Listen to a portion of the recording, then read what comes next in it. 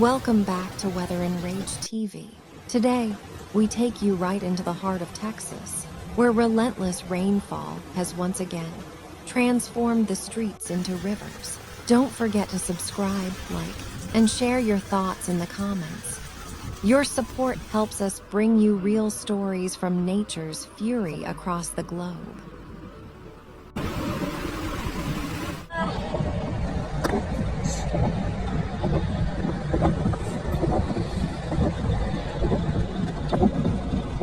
On August 31st, 2025, heavy thunderstorms caused flash flooding across parts of Texas, affecting multiple metropolitan areas. The most significant impacts occurred in Houston, where rainfall reached up to 5 inches in some locations, flooding streets and underpasses and leaving vehicles stranded. Emergency responders assisted motorists as water covered both major thoroughfares and residential roads, disrupting traffic throughout the city. Flooding also affected other areas of the state. In San Antonio, rainfall totals reached 8 inches in isolated areas and caused street and creek flooding, and sadly resulting in 2 fatalities.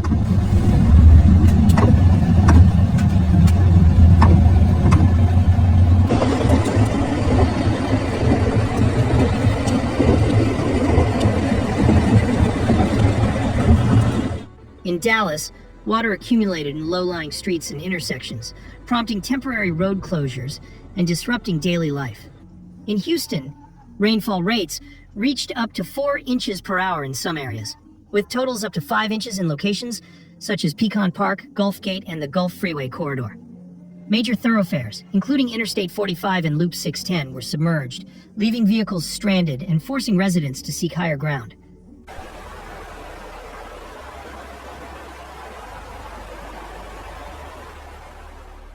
Residential neighborhoods in southern Harris County, as well as communities like Pasadena, Pearland, and South Houston, experienced significant flooding, with water entering homes and apartments.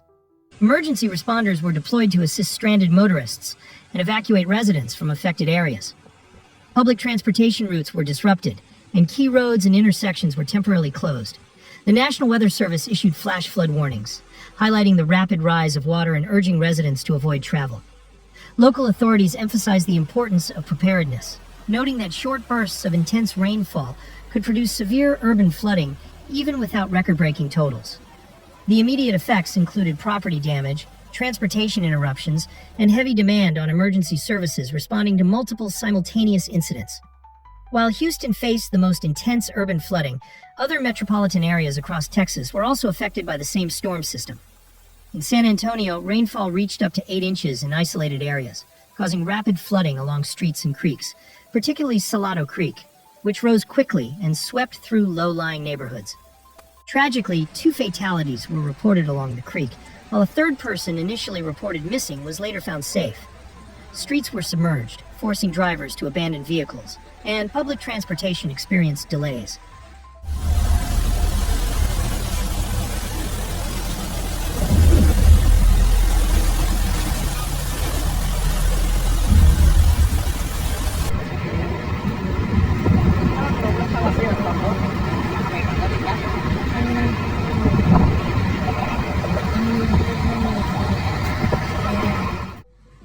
Emergency services conducted multiple rescues and coordinated with local authorities to manage road closures and ensure public safety.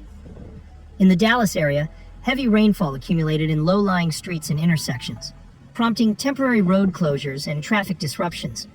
Flooding remained localized, but storm drainage systems were overwhelmed in some neighborhoods, highlighting the vulnerability of urban infrastructure during short, intense downpours. Both cities faced disruption to daily life, including delays for commuters, temporary business closures, and emergency response mobilization to assist affected residents. The flash flooding in Texas was primarily caused by a combination of meteorological factors. The National Weather Service reported that a slow-moving cold front interacted with abundant Gulf moisture, leading to heavy rainfall and thunderstorms. This setup resulted in rainfall totals of 2 to 4 inches, with isolated areas receiving up to 8 inches. The slow movement of the storms, known as training, caused them to repeatedly pass over the same areas, exacerbating the flooding. Additionally, the region's topography and urban development contributed to the severity of the flooding.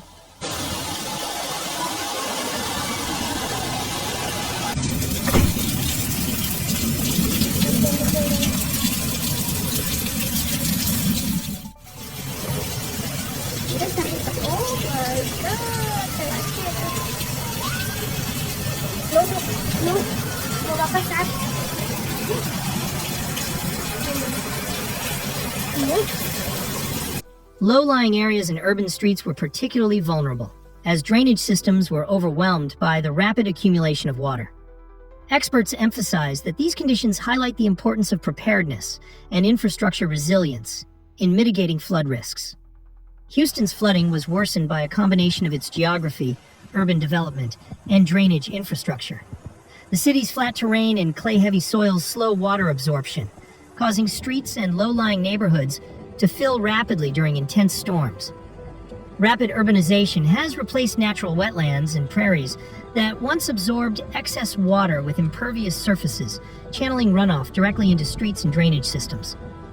According to a 2017 report by Texas Housers, nearly half of Houston's open drainage ditches, especially those outside Loop 610, cannot handle even small storms, leaving many neighborhoods vulnerable to flooding. These older drainage systems, combined with storms that repeatedly pass over the same area, create conditions where water rises faster than it can drain. Stormwater can also back up in bayous and ditches, causing flooding even in areas not directly under the heaviest rainfall. Experts emphasize that this mix of infrastructure limitations, geographic factors, and urban development patterns makes Houston particularly susceptible to rapid urban flooding, illustrating the challenges city planners and emergency management face in protecting residents during extreme weather events.